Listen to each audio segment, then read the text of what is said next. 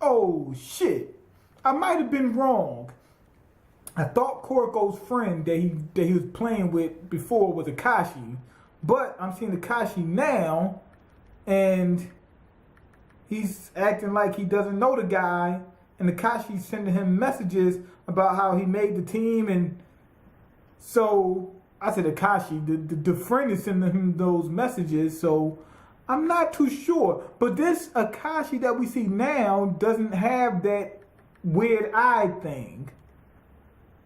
I'm wondering if it only changes like that during the game. No, it doesn't change like that during the game. Because I remember seeing them like that before. Like, I know what happened. It was like a Daredevil shit. Chemical spill. Now he's got super fucking powers. Anyway, they took us back to the beginning where it all began. And we get to see everybody, getting ready to join the basketball team and shit like that. Except for Kisei. Remember, he came out a little bit later. And basically, that's pretty much it. Everybody looks like they're in chibi form. I like seeing that, and I like seeing their personalities from before. Everybody was a little bit the same, but a little bit different. So this good how they did that, where they actually changed them up a little bit, and now they really do seem a little bit less mature, even though they do seem like the same people. I mean, it was funny as hell. This dude was a damn clown. Anyway, Akashi's eyes is the same on both sides. Like, I'm trying to figure out what the fuck happened. I think it was like a chemical spill or something like that. And that's where the Ninja Turtles came from. Anyway, Kuroko, he didn't make the cut. He was trying his hardest. He was grinding in the fucking gym. It was gym life, and he still didn't make the cut. He made second string, so he was still within the team, but didn't mean shit. If you ain't first string, you ain't shit.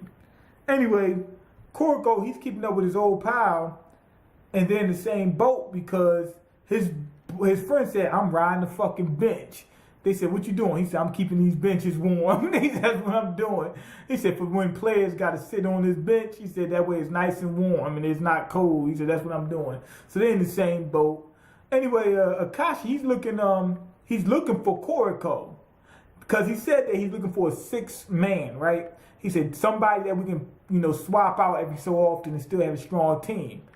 He didn't specifically look for Kuroko, but that's who he was looking for, because he was going to find him. And Kuroko was going hard. He was in the gym. He started training with MangaMiyn and whatnot. So MangaMiyn was putting in work with him, and he still couldn't get no fucking where. And they said, I can't believe you tried this fucking hard with no results. That's like me. Kuroko is basically me on that fucking grind. And shit just ain't working out right. It's like, what the fuck? It's like, am I in the Twilight Zone? Who puts in this much work? And that much effort and everything? But anyway, Akashi says, yo, maybe you need to try something else. He said, usually when people try this hard, something happens. He said, so maybe you need to try it in a different way. He said you have a lack of presence. Maybe you can use that for your advantage. Because that's the one thing I can see. He said when they walked in the gym, the dude was like, I'm training with somebody. He's like, somebody. He looked over. When the fuck did you get there? That's when, that type of deal. He said, maybe you could use that. Anyway, Kuroko, he managed to run across his book about magic, right? First, he was talking with MangaMiyn. MangaMiyn said, maybe you could do passes where it swirls and shit like that and all that dumb shit. And he was like, nah. He said, we gotta be realistic. He realized, okay, well, I can't shoot. He said, well, what does that leave me with? Passing and assists. He said, so I'm going to use that, and let me see if I could come up with something else that's going to help me. He looked up magic tricks to learn misdirection and shit like that. So that's how he learned it, looking up magic and shit like that, which makes sense. So Akashi basically gave him the formula to get where he was at. He didn't make the dude, but he actually did help, cultivate him and give him pointers. He says, I could tell that you're suffering from this, and this problem. Maybe if you try it this way, that type of thing. Anyway, after that, he went to fucking work. He comes back 3 months later, and our boy finally made the cut. But he's too weak for a fucking game.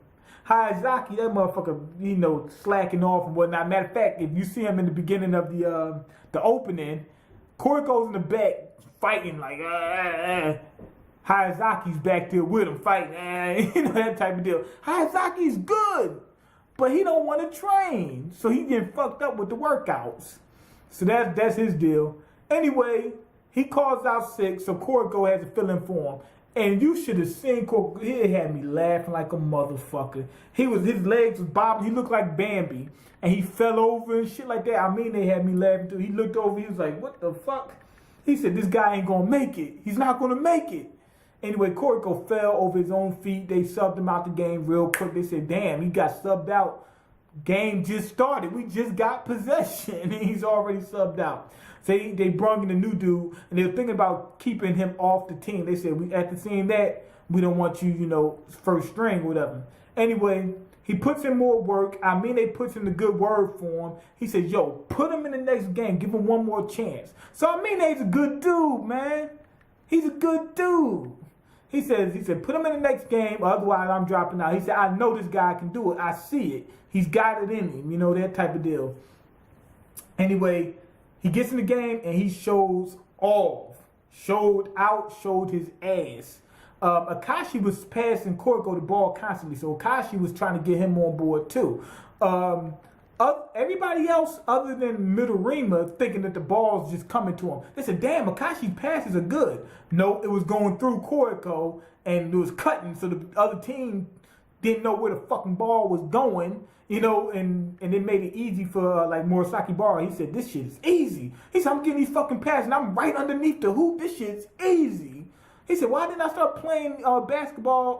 Basketball. I thought I said baseball. Basketball earlier. Because this shit's so fucking easy, especially with these good passes. So that's pretty much it where it happened. So that's where Kuroko became 6-man. They said, you're the Phantom man now. Really good episode. 5 out of 5. Very entertaining. Like seeing them younger in chibi form. Like I said, they did a good job in terms of making them a little bit different. Like made them a little less mature. But at the same time, kept them true to their character and things of that nature. The dude, like Akashi having the same eyes, that's interesting. And there's another interesting fact is that Kuroko was supposed to be telling us about Akashi. Yet, he was telling us about a friend that looks like Akashi. But now, I'm starting to see, maybe it's not Akashi. So, that's kind of, interesting. So, yeah, overall, good episode. 5 out of 5. Leave your comments, like the video, and subscribe, because I can't eat. I'm broke, nigga. I'm broke, and you got the power to change that. Peace.